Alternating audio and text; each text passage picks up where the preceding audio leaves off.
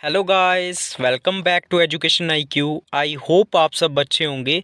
तो आज का जो हमारा द हिंदू एडिटोरियल आर्टिकल है वो है money is about more than just survival. मतलब इस हेडिंग का मतलब क्या है, पहले मैं आपको समझाता हूँ कि ये जो पैसा है ना, ये सर्वाइवल से ज़्यादा है। मतलब इसका मतलब क्या हुआ, मतलब मनी जो है ना वो सिर्फ सर्वाइवल के लिए नहीं है, वो और भी बहुत सारी चीज़ें जो हैं वो आपको दे सकती है।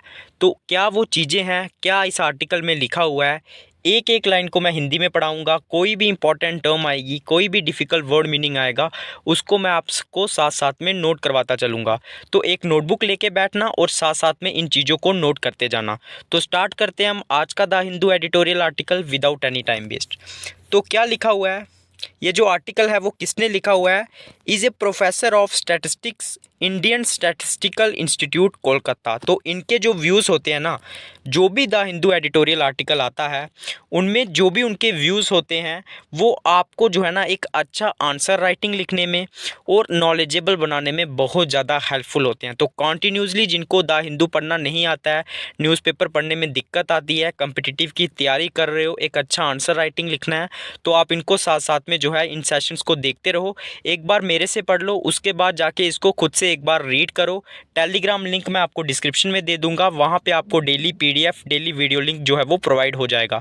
तो स्टार्ट करते हैं आज का आर्टिकल। क्या लिखा हुआ है, लिखा हुआ है there is a little surprise that Bernie Sanders in his book it's okay to be angry about capitalism. तो क्या लिखा हुआ है, there is a little surprise, मतलब यहाँ पे थोड़ा सा सरप्राइज की बात है कि जो वैनी स्नेडर्स है ना, उन्होंने एक बुक लिखी है, उसमें उन्होंने क्या लिखा है, it's okay to be angry about capitalism. मतलब कैपिटलिज्म के बारे में अगर आप गुस्सा हो कैपिटलिज्म को लेके, तो ये कोई परेशानी वाली बात नहीं है, ये इट्स ओके है। अब ये कैपिटलिज्म क्या होता है मैं आपको बता देता हूँ। कैपिटलिज्म होता है पूंजीवादी। मतलब जैसे अमेरिका में जो है वो कैपिटलिज्म है, वहाँ पे जो है गवर्नमेंट का जो है वो कम कंट्रोल होता है, वहाँ पे गवर्नमेंट जो है ज़्यादा कंट्रोल नहीं करती है मार्केट को, और जो बड़े बड़े पूंजीवादी होते हैं, जो बहुत बड़े रईस होते हैं, वो अपने बिजनेस को जो है वो इंडिपेंडेंटली चलाते हैं। मतलब गवर्नमेंट का जो है वो कंट्रोल कम होता है, उसको बोलते हैं कैपिटलिज्म। तो उन्होंने बोला है कि it's okay to be blamed, capitalism को मतलब ब्लेम करना इट्स ओके है, या फिर उसके खिलाफ एंग्री एंग्री होना, गुस्सा होना इट्स ओके है। तो क्या लिखा है उन्होंने, it's okay to be angry about capitalism has blamed unfettered capitalism for an unprecedented level of income and wealth inequality. उन्होंने क्या किया है, जो राइटर हैं उन्होंने ब्लेम किया है अनफेटेड। अनफेटेड का मतलब होता है इंडिपेंडेंट, फ्री कैपिटलिज्म। कैपिटलिज्म को ब्लेम किया है किसके लिए, for an unprecedented level. Unprecedented level मतलब जो पहले जो ऐसा लेवल कभी कभी भी ना पहुंचा हो। अनप्रेसिडेंटेड का मतलब जो द हिंदू एडिटोरियल आर्टिकल देखते हैं रेगुलरली उनको पता होगा, जो पहले कभी ना हुआ हो, फर्स्ट टाइम हो रहा हो। तो उन्होंने ब्लेम किया किसको, कैपिटलिज्म को, किसके लिए, for an unprecedented level of income and wealth inequality. मतलब जो बहुत ज़्यादा वेल्थ को लेके इनक्वालिटी हो रही है ना, जो असमानता हो रही है, उसके लिए उन्होंने ब्लेम किया किसको, कैपिटलिज्म को। आगे क्या लिखा हुआ है, The Vermont senators recently came up with a radical idea. The US government should confiscate 100% of any money that Americans make above $999 million। तो क्या लिखा हुआ है कि जो बर्मेंट सेनेटर है ना, उन्होंने रिसेंटली क्या लिखा हुआ है, एक रेडिकल आइडिया के साथ वो आए हैं। रेडिकल आइडिया का मतलब क्या है, जो एक नई चेंज लेके आए, जिसमें कुछ नई चेंजेस हों। तो उन्होंने क्या बोला, the US government should confiscate. Confiscate का मीनिंग क्या होता है, मतलब किसी चीज़ को जब्त करना या फिर अपने मतलब खुद से जो है उसके ऊपर कब्जा जमाना। तो US गवर्नमेंट ने, उन्होंने बोला कि गवर्नमेंट को क्या करना चाहिए, जो US गवर्नमेंट है उनको कॉन्फिस्केट करना चाहिए 100% of any money that Americans make over 999 million. तो मतलब जितनी भी कोई भी अमेरिकन है, अगर वो 999 मिलियन डॉलर से ज़्यादा पैसा कमाता है, तो उसका जो जितना भी वो ज़्यादा पैसा कमाएगा ना, उसको जो है वो 100% जो है वो जब्त कर लेना चाहिए US गवर्नमेंट के द्वारा। ये किसका कहना है, बेरमॉन्ट सेनाटर। आगे क्या लिखा हुआ है, I think people make it on 999 million. तो उन्होंने आगे क्या लिखा हुआ है कि मुझे लगता है कि लोग जो है ना वो अच्छा कर सकते हैं 999 मिलियन डॉलर में भी, इससे ज़्यादा पैसों की उनको ज़रूरत नहीं है। I think they can survive just fine, he said. उन्होंने कहा कि I think they can survive, मतलब लोग जो हैं वो सर्वाइव कर सकते हैं, वो ठीक रह सकते हैं, उनका ये कहना है। But who says that having money is just for survival.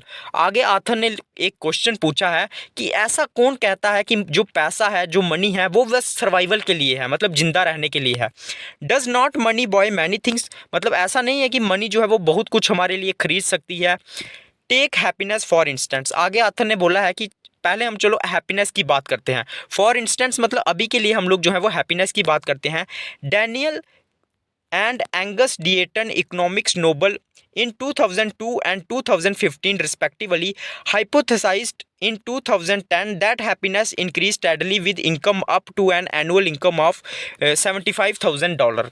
तो ये जो इकोनॉमिक्स है ना, इन्होंने क्या लिखा, नोबल लिखा 2002 और 2015 में, और इन्होंने क्या किया, हाइपोथेसाइज्ड किया इन 2010 में, मतलब एक चीज़ को इन्होंने क्या किया, रिप्रेजेंट किया, हमें बताया कि ये जो हैप्पीनेस है ना, ये लगातार इंक्रीज़ हो रही है इनकम की बढ़ने की वजह से। अगर मतलब अगर लोगों की इनकम जो है वो $75,000 से ऊपर बढ़ रही है, तो उससे क्या हो रहा है, हैप्पीनेस भी जो है ना वो धीरे धीरे इंक्रीज हो रही है।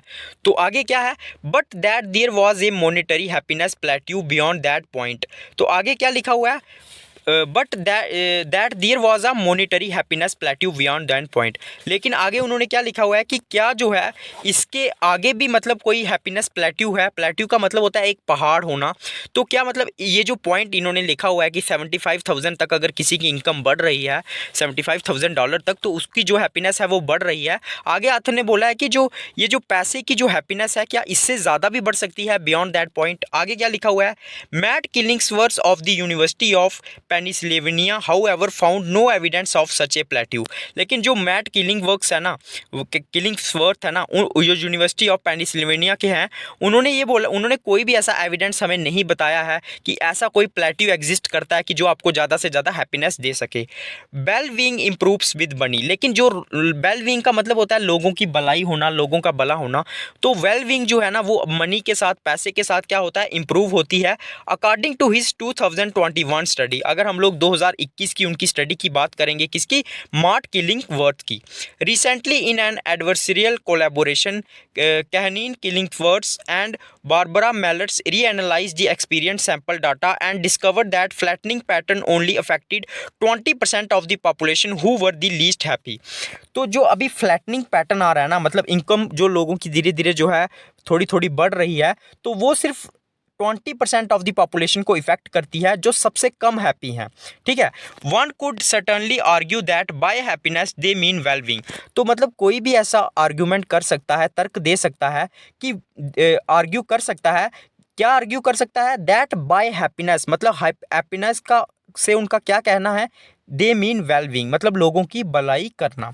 अब क्या लिखा हुआ है, मनी एंड इन्फ्लुएंस, मतलब मनी और लोगों के ऊपर उसका प्रभाव। इन्फ्लुएंस का मतलब होता है किसी चीज़ का प्रभाव पड़ना।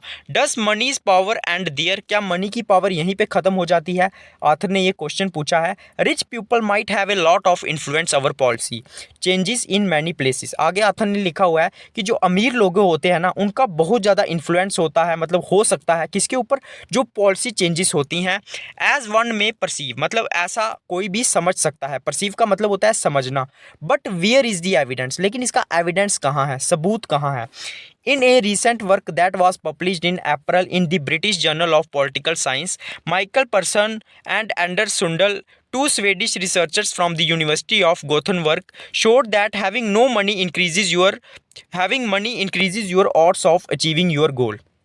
तो अभी रिसेंटली क्या हुआ है, जो 2 स्वीडिश रिसर्चर्स हैं यूनिवर्सिटी ऑफ गोथनबर्ग के, उन्होंने हमें बताया है, मतलब शो करवाया है कि जो मनी है ना, हैविंग मनी, मतलब अगर आपके पास मनी होगा तो उससे क्या होता है, increase your odds of achieving your goals. तो उससे क्या होता है, आपकी जो मतलब अपने गोल को पूरा करने के जो सपने होते हैं ना, वो क्या हो सकते हैं, पूरे हो सकते हैं।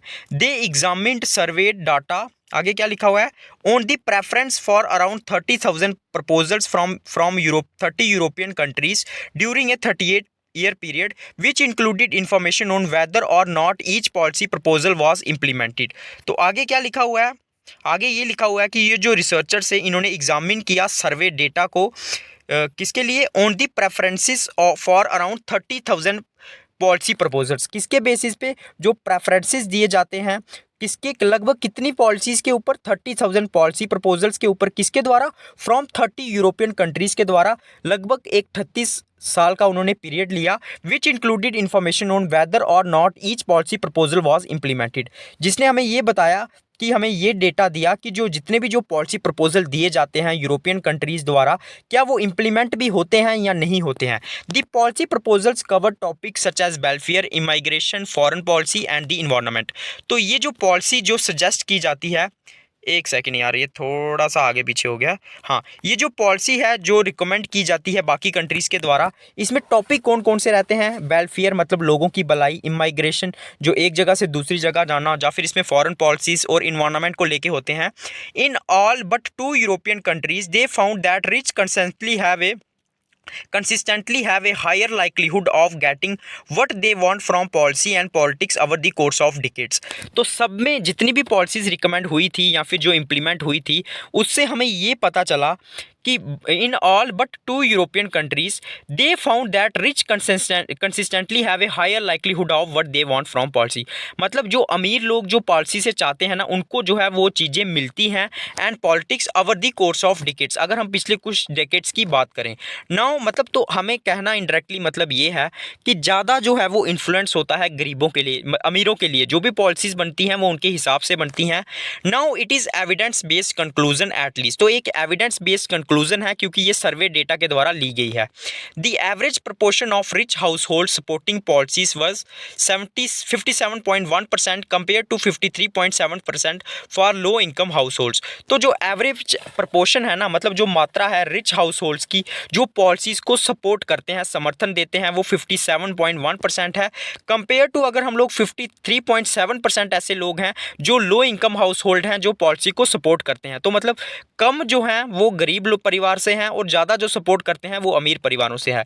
It is interesting that there was no proof that variations in unequal congruence. अब ये कॉन्ग्रुएंस क्या होता है, इसका मीनिंग होता है जो कॉम्बिनेशन है, जो कॉम्बिनेशन बना हुआ है अनइक्वलिटी का, असमानता का, work connected with economic inequality, campaign finance regulations, voter turnout और यूनियन डेंसिटी। तो ये इंटरेस्टिंग होगा कि यहाँ पे जो है ना कोई भी प्रूफ नहीं है कि जो वेरिएशंस हो रहा है, जो मतलब अनइक्वल कॉम्बिनेशन बन रहा है, तो ये क्या इनइक्वालिटी से रिलेटेड है, या फिर कैंपेन फाइनेंस रेगुलेशन से रिलेटेड है, या फिर वोटर टर्नआउट्स, या फिर यूनियन डेंसिटी से रिलेटेड है। तो इसका हमें आज तक कोई भी प्रूफ नहीं मिला कि इनइक्वालिटी जो है वो है किसकी वजह से। Policy outcomes and the affluent, affluent का मतलब होता है जो अमीर लोग हैं, जो धनी लोग हैं, और पॉलिसी आउटकम्स का मतलब हो गया पॉलिसी के जो रिजल्ट हैं, आउटकम्स का मतलब होता है result. This was already known in the American context, तो ये हमें ऑलरेडी जो अमेरिकन कॉन्टेक्स्ट के अगर हम लोग रूप में देखेंगे तो हमें ये ऑलरेडी पता है। Political scientist Martin Gilens found in his ground breaking study in 2012 that in the US actual policy outcomes strongly affect the preferences of most affluent. तो वही लिखा हुआ है कि जो पॉलिटिकल साइंटिस्ट थे मार्टिन गिलेंट्स, उन्होंने एक ग्राउंड ब्रेकिंग स्टडी की 2012 में, और उन्होंने क्या बताया कि जो यूएस है ना, उसमें जो एक्चुअल पॉलिसी आउटकम होता है, मतलब किसी भी पॉलिसी का जो रिजल्ट आता है ना, वो स्ट्रांगली रिफ्लेक्ट दी प्रेफरेंसेस, मतलब जो प्रेफरेंसेस होती हैं, जो मतलब अमीर लोग जो ज़्यादा चाहते हैं ना, वो लगभग उन्हीं हिसाब से जो है वो बनाई जाती हैं, उनका रिजल्ट उन्हीं हिसाब से होता है। तो ज़्यादा जो फ़ायदा होता है वो इलाइट लोगों को होता है, मतलब जो धनी लोग हैं, but exhibit little relationship to the preference of Americans with poor or middle incomes. तो उनको प्रेफरेंस कम दिए जाते हैं जो पुअर लोग हैं, जो मिडिल क्लास इनकम लोग हैं। Many believe that significant economic transaction between wealthy individual and political elite in the US में forge a link that influences politicians to act in accordance with the views of the wealthy. तो बहुत लोग ऐसा believe करते हैं that significant economic transactions, मतलब जो पैसों का लेन देन होता है, इकोनॉमिक ट्रांजैक्शंस होती हैं जो अमीर लोगों के बीच में बिटवीन वेल्थी इंडिविजुअल्स और जो पॉलिटिकल एलाइट होते हैं, मतलब जो पॉलिटिक्स में बड़े बड़े नेता लोग होते हैं, बड़े बड़े अमीर लोग होते हैं, किसके अंदर, यूएस के अंदर। ये क्या करता है, मे फॉर्ज ए लिंक, फॉर्ज का मतलब क्या होता है, एक किसी चीज़ को बनाना, तो ये एक लिंक बनाते हैं जो इन्फ्लुएंस करता है पॉलिटिशियंस को, ताकि वो एक्ट कर सके इन accordance with the views of the wealthy, मतलब जैसा अमीर लोग चाहेंगे वैसा ही वो लोग जो है वो करेंगे। Nobel economics Paul Krugman, for example, stated in an opinion piece in New York Times in 2020, तो उन्होंने क्या बताया था, that the wealthy have historically dominated campaign contribution in the US।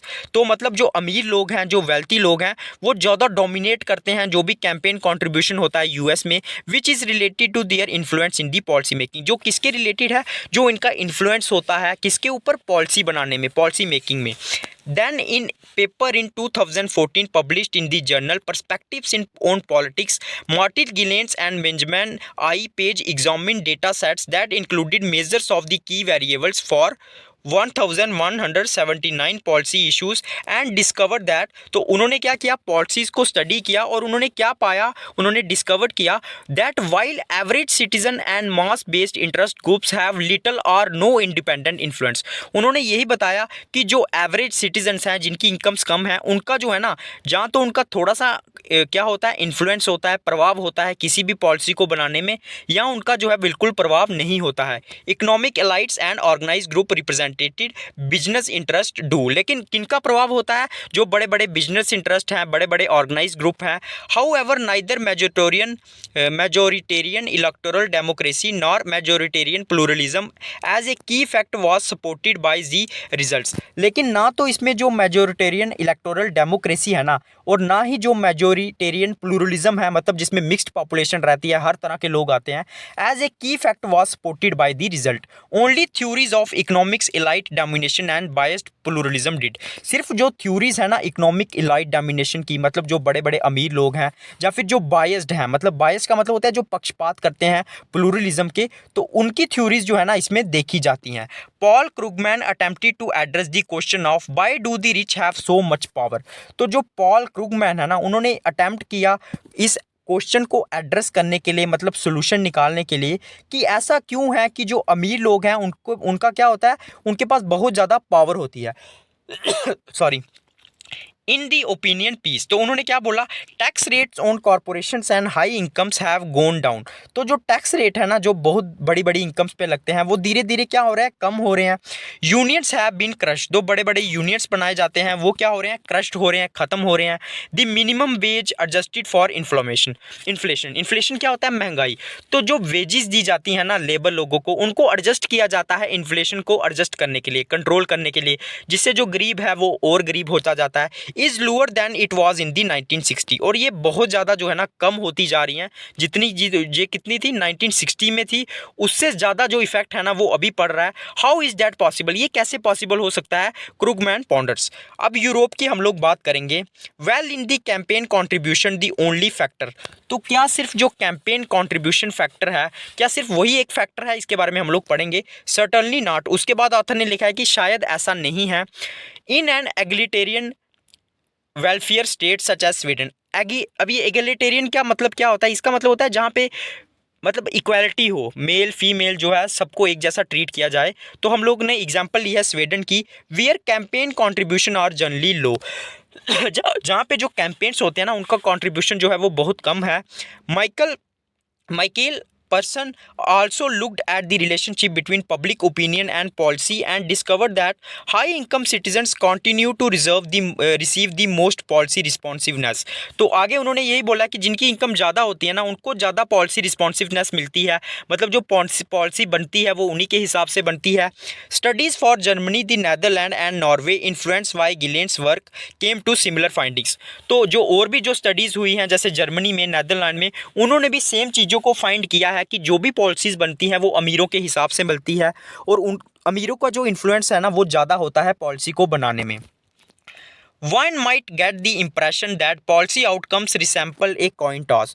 तो कोई भी इस इंप्रेशन पे आ सकता है, मतलब एक ऐसे रिजल्ट पे आ सकता है कि जो पॉलिसी आउटकम्स होता है ना, मतलब जो पॉलिसी का रिजल्ट होता है ना, वो एक कॉइन की तरह होता है। जैसे एक कॉइन को टॉस करते हैं ना, असेंशियली रैंडम, तो रैंडम तरीके से होता है। Said Persson and Sundell in the European context, but there remains an imbalance. लेकिन यहाँ पे कुछ इम्बैलेंस रहता है for some reason. The coin tends to fall more often on the side of the affluent. Affluent का मतलब होता है जो अमीर लोग हैं।